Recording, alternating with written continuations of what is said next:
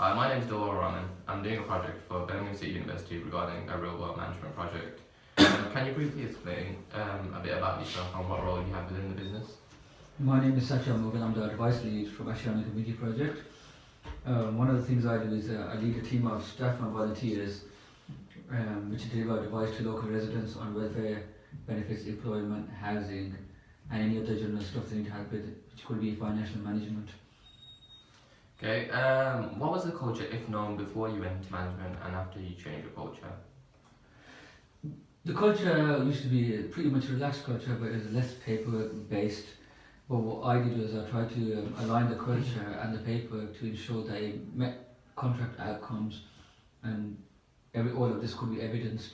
So when funders come in, because when I started to work here, there's a transition in the public sector. It became more rigid. So my main focus was to align it with the outcomes that were required. Okay, and how did employees respond to this? Obviously, they were happy when it initially started because, like I said, it's a change of culture, it's a change of a way of thinking, a way of working, and they didn't take to it quite nicely because I started off as a volunteer and some of them ended up managing, so it was a hard pill to swallow. Okay. What things did you have to change?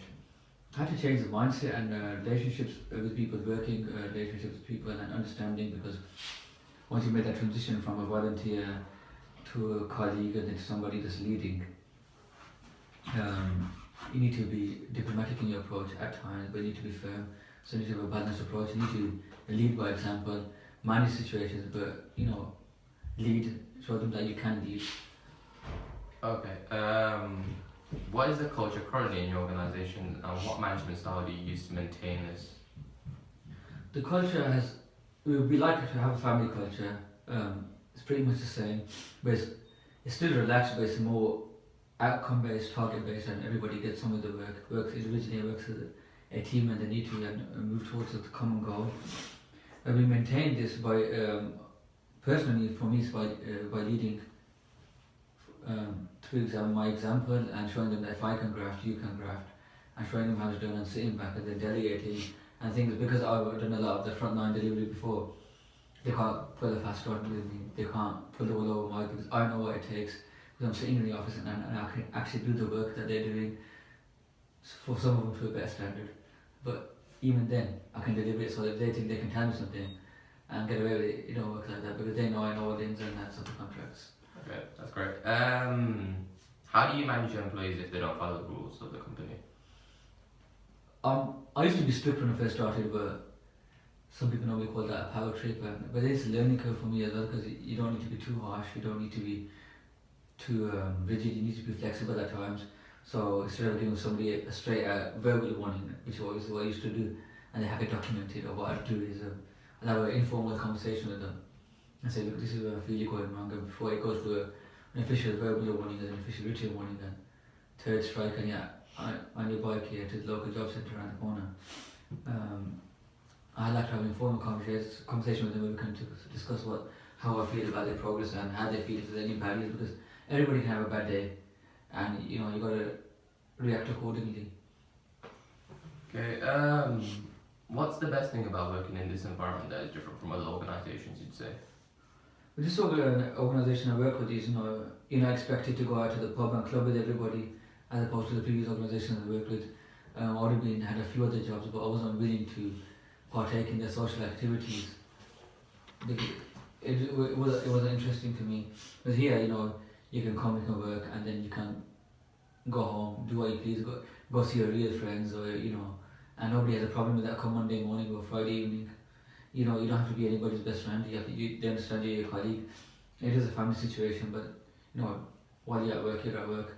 When you leave work, you can be yourself and be with your friends or family, whoever you want to be with, without any hesitation of losing your job on the Monday morning.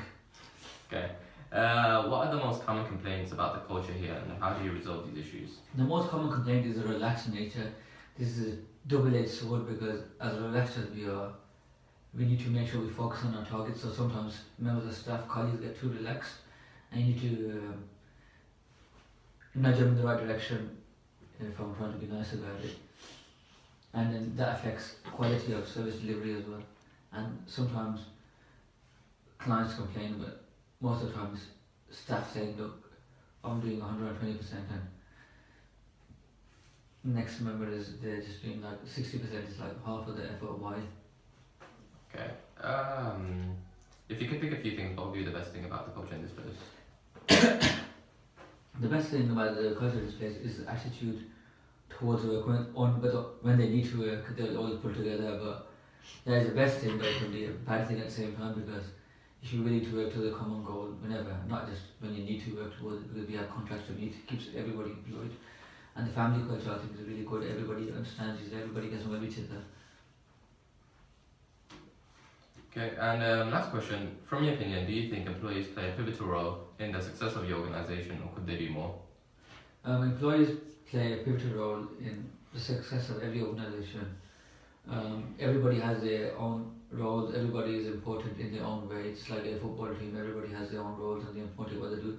Some players are better than others, some players, are not as skillful as others, but they have their own role. And with that, with a football team, if you have 11 players versus 9, it's a lot harder for the 9 players. The 11 players will find it easier. So pretty much, it's like a cog in the machine. One cog is out of place, the machine will falter. So it's how it works. Yeah. Obviously, some staff could do more, but that's life. Alright then, that's all then. Thank you very much for your time. Welcome, Chief. Thank you.